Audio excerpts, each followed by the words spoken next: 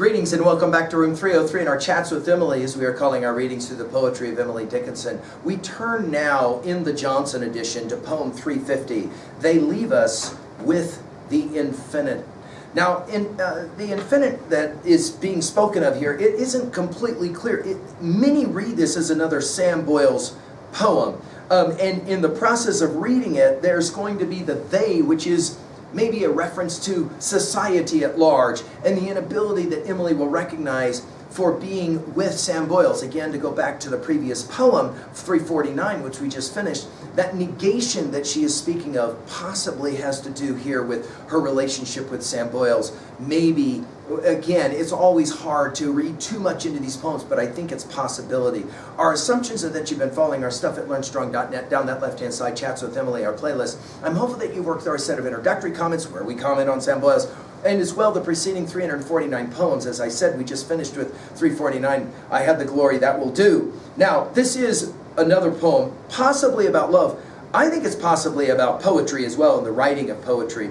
Let's see how you interpret it.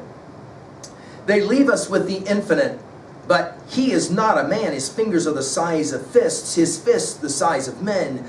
And whom he foundeth with his arm, as Himalaya shall stand, Gibraltar's everlasting shoe poised lightly on his hand. So, trust him, comrade, you for you, and I for you and me.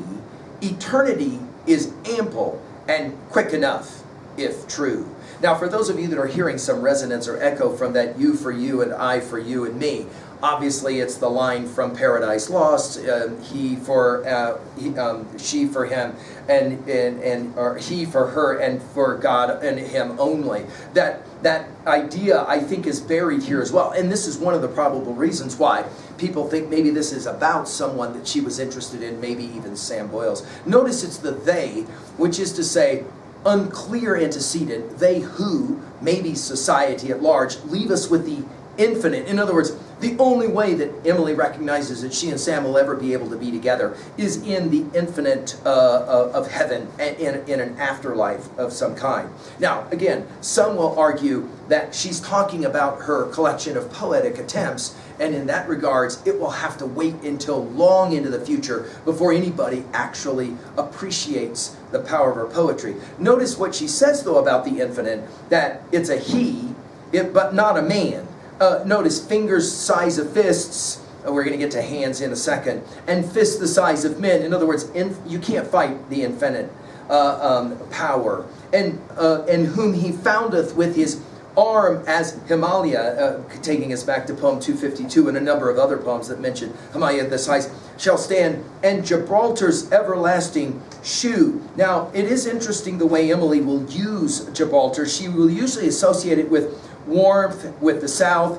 In a letter, number 722 of 1881, to Susan Dickinson, she would say this, quote, "It was like a breath from Gibraltar to hear your voice again, Sue." And then in letter 808 to Mrs. Holland, in the cold March of 1883, she says, quote, "I have seen one bird and part of another, probably the last, for Gibraltar's feathers would be dismayed by this savage air." So she'll make this argument that the infinite has created the impossibility of us ever being together, whoever it is that she's talking about and with, unless she's referencing her poems. Notice, poised lightly on his hand, so, and then using the language of comrade, which is fascinating because this will take us to Walt Whitman. Several times we'll use this phrase. Of course, Song of the Open Road comes to mind with Caballero. And, of course, we cannot help but think of Marx as well. Now, she will only use this word comrade one other time in poem 759. She'll say it this way: "He fought like those who'd not to lose, bestowed himself to balls as one who for a further life had not a further use, invited death with bold attempt, but death was coy of him, as other men were coy of death. To him to live was doom. His comrades shifted like the flakes when gust reversed the snow, but he was left alive because of greediness to die." Only other time she uses this phrase, comrade. So trust him, comrade, you for you, and I for you and me. In other words, she seems to be suggesting, possibly to Sam Boyles, that, look, the infinite, the afterlife, the heaven, however you wish to interpret this, will take care of you, and I am going to take care of both you and me, and the longing possibly of this relationship, again, unless she's speaking about the corpus of her poetry. And then finally she'll go from the infinite to eternity. Eternity is ample and quick enough if true. Remember her use of this word true in poem 121. In other words, the last word of the poem is going to raise this question at 2a. What is it that happens to true artists? They find a way to survive. True artists find a way to survive. That is to say, the last word of the poem. At 2b, I love her word choice, infinite and eternity, as a mechanism to think about what the future holds. If she is speaking to a potential lover in Samboils and saying, look, they're never going to let us be together, so we'll just have to wait. And we'll have to wait out the infinite, we'll have to wait out eternity, and we'll be together there. That's one obvious way to read this poem. At 3a, well, I can't help but think of her use of the word comrade. It's interesting that Marx will, of course, use it in 1848. Remember this poem of 1862. And then the poem, the word will be used in 1884 in the magazine Justice as a term of endearment within the communist Marxist project. So it is interesting that she chooses this word to speak to whoever it is she's speaking to. Is it Samboils? We don't really know.